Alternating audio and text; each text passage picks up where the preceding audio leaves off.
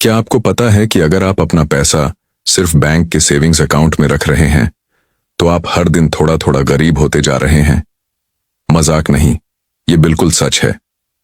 कारण है इन्फ्लेशन यानी महंगाई, जो हर साल 5 से 8% की रफ्तार से बढ़ती जाती है, जबकि बैंक आपको 2 या 3% से ज्यादा ब्याज नहीं देता।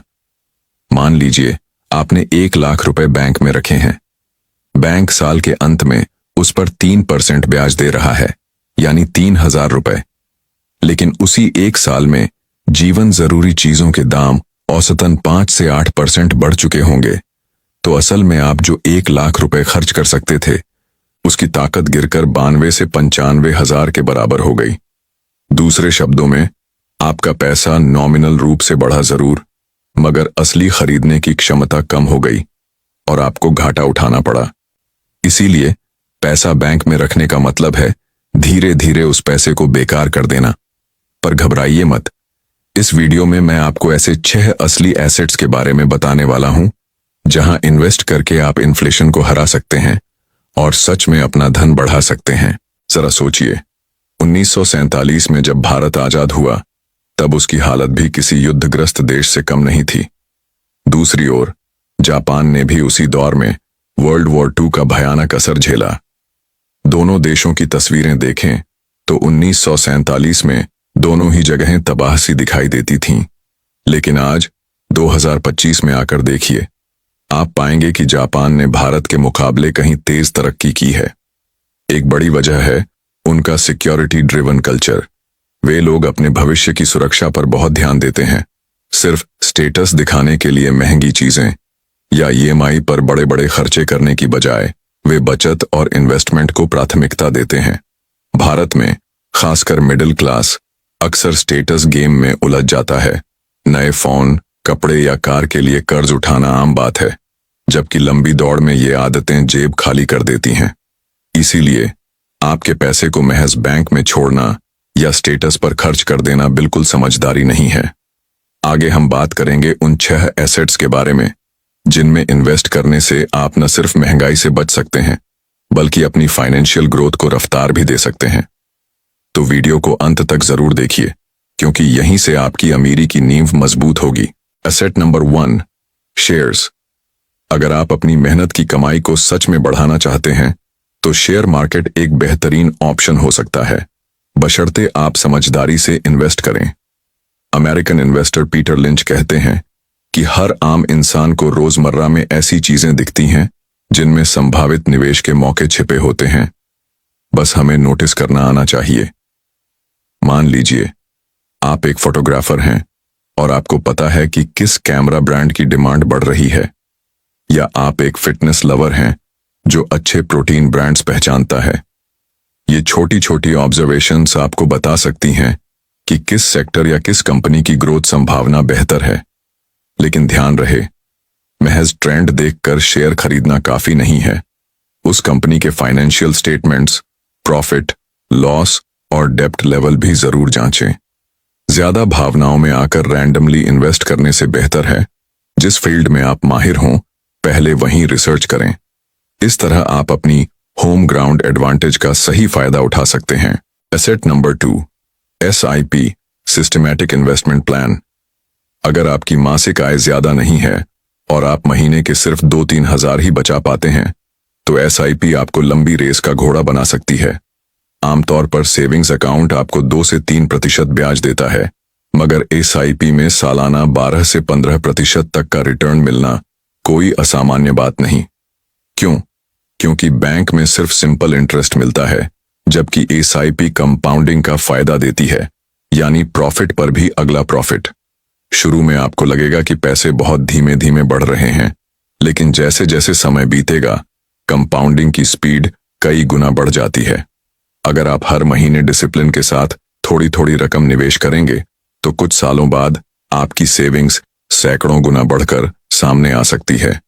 और यही तो वो जादू है जो बैंक के साधारण ब्याज से कभी हासिल नहीं होगा। Asset number 3, licensing. सोचिए, आप एक ऐसे इन्वेंशन के मालिक हैं जो बार बार बिकता है, लेकिन आपको उसे बार बार बनाना या बेचने की मेहनत नहीं करनी पड़ती। बस एक बार लाइसेंस दे दिया और हर बार जब कोई आपके डिजाइन या आइडिया का इस्तेमाल करे तो आपको रॉयल्टी मिलती रहे। यही है लाइसेंसिंग का खेल, जहां एक यूनिक आइडिया या पेटेंट कमाई का नॉन स्टॉप सोर्स बन सकता है। मान लीजिए आपने कोई पैकेजिंग का नया तरीका खोज लिया है या फिर कोई ऑडियो इन्वेंशन किया है। जब भी कोई कंपनी उसका इस्तेमाल करेगी, वह आपको तय फीस या परसेल रॉयल्टी देगी। इससे आपको दो बड़े फायदे मिलते हैं। 1. रिकरिंग इनकम, एक बार सेटअप होने के बाद हर महीने या तिमाही में पैसे आते रहेंगे। 2. लो मेंटेनेंस, आपको प्रोडक्शन या मार्केटिंग जैसी झंझटों में बार बार नहीं पड़ना पड़ता, क्योंकि लाइसेंस लेने वाला खुद वो सब मैनेज करता है। जरूरी नहीं कि आप किसी बड़े पैमाने के पेटेंट के मालिक हों। छोटे छोटे आइडियाज भी कभी कभी बाजार में अच्छा अट्रैक्शन पा लेते हैं। क्रिएटिव बनिए, क्या पता आपका कोई डिजाइन या टेक्नोलॉजी हर लोगों की लाइफ को इतना आसान बना दे कि बड़ी कंपनियां उसके लिए लाइसेंस लेने को तैयार हो जाएं। Asset number 4, small business. अगर आप रॉबर्ट कियोसाकी की बुक कैश फ्लो क्वाड्रेंट पढ़ेंगे तो समझ आएगा कि सिर्फ जॉब या साधारण बचत से ऊपर उठने का असली रास्ता है बिजनेस ऑनरशिप और पैसिव इनकम का निर्माण। किसी भी देश की तरक्की के पीछे उसकी मजबूत बिजनेस कम्युनिटी का बड़ा हाथ होता है, और आज जेन जी ये बात अच्छी तरह समझ रहे हैं। हमारे आसपास ढेरों नए मॉडल्स पनप रहे हैं, drop shipping, freelancing, online consulting, जिनमें आप कम पूंजी से अपना स्मॉल बिजनेस शुरू कर सकते हैं। कई लोग अपने साइड पैशन को फुल टाइम बिजनेस में बदल रहे हैं।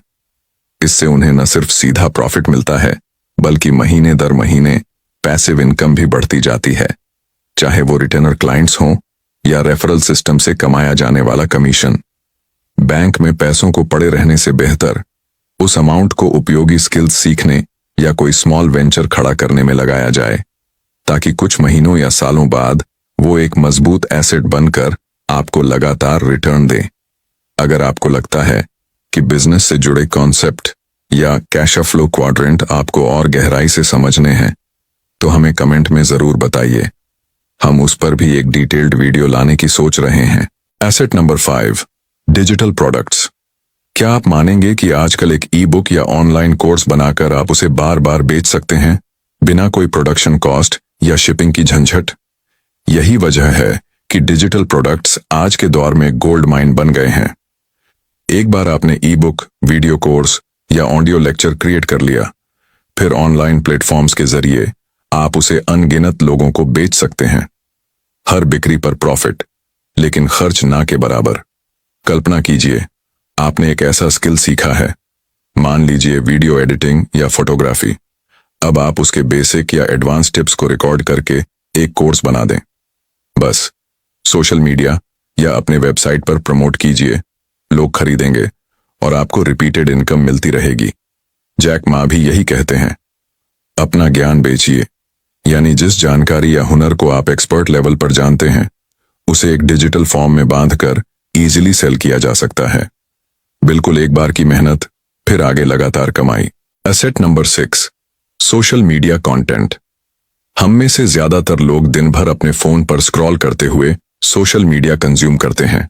बट सोचिए, अगर आप इस रेस में कंज्यूमर की जगह क्रिएटर बन जाएं, तो क्या होगा? आज जितने भी बड़े यूट्यूबर्स, इंस्टाग्राम इन्फ्लुएंसर्स या पॉडकास्ट होस्ट्स हैं, उन्होंने अपनी ऑडियंस को एक कम्युनिटी में बदलकर ad revenue, brand deals, affiliate marketing जैसे रेवेन्यू सोर्सेज क्रिएट कर लिए हैं। यानी सोशल मीडिया अब सिर्फ टाइम पास प्लेटफॉर्म नहीं रहा, ये एक एसेट है। अगर आप इसे प्रोफेशनली या सीरियसली लें तो, चाहे आप किसी भी विषय में हो, fashion, fitness, tech, food, recipes, अगर आपका कंटेंट लोगों को पसंद आता है तो व्यूज और फॉलोअर्स अपने आप जुड़ते जाते हैं। उसके बाद ब्रांड्स आपको कांटेक्ट करते हैं, स्पॉन्सरशिप मिलती है और आप एक नए इनकम स्ट्रीम तक पहुंच सकते हैं। मतलब आप रोज रोज की स्क्रॉलिंग को रोकें और अपनी क्रिएटिविटी को मोनेटाइज करें। यही है सोशल मीडिया कंटेंट के बलबूते अपनी वैल्यू बढ़ाना। दोस्तों, हमने देखा कि share market, SIP, licensing, small business, digital products और सोशल मीडिया कंटेंट, ये 6 जबरदस्त एसेट्स हैं जहां आप अपना पैसा और समय इन्वेस्ट कर सकते हैं। इन्हें अपनाकर आप महंगाई को तो मात देंगे ही, साथ में अपनी फाइनेंशियल जिंदगी को ऊंचे पायदान पर पहुंचा सकते हैं। अगर यह वीडियो आपको मददगार लगी तो लाइक, शेयर और सब्सक्राइब जरूर करना। आपका एक सपोर्ट मेरी हिम्मत बढ़ाता है।